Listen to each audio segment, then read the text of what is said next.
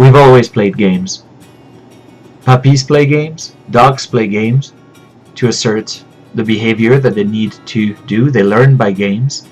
Children play games as well. When children play games, they can reinvent rules. They can become the master of their own learning.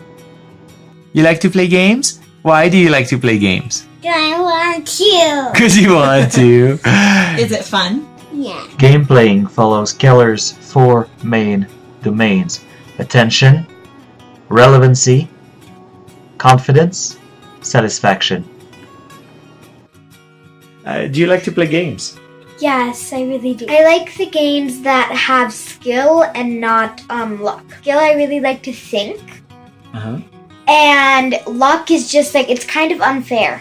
Like, you have to kind of plan ahead. Mm-hmm. Okay, what's your favorite game ever? Power Grid. Power Grid. What do you get to do in Power Grid? Well, the object of the game is to have the most power plants.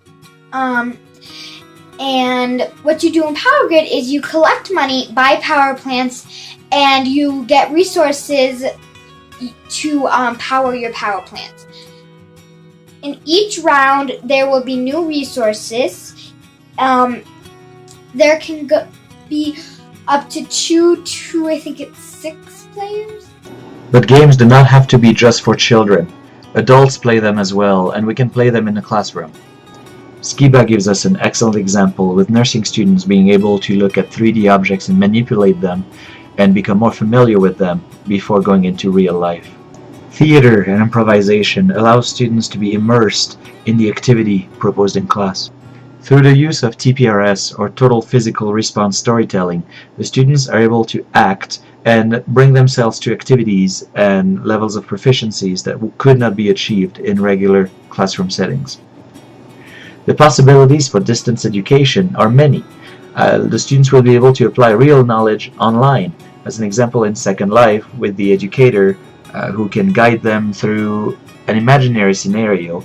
They can do any kind of simulations online with different games or with quests, and they can use the ARS system. In this case, the Sentio Smart Response is allowing students to all interact at their own pace and yet all be included in the classroom. Much of the literature, however, warns us that implementation within the classroom can be tricky, and the teacher needs to be extremely mindful as far as the effect of the technology on the students. As an example, if a student were to go and play games that are not academically recommended, that could be a disaster and a waste of time. Salen also warns us by her look at the history of gaming in education that gaming is still seen as a relief from actual education rather than an educational tool itself.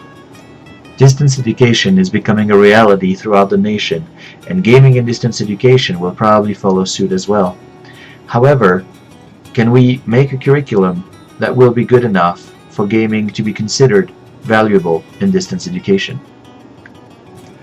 In conclusion, gaming in distance education and gaming in the classroom in general is an exciting possibility if implemented correctly and made by and for students with pedagogical principles in mind.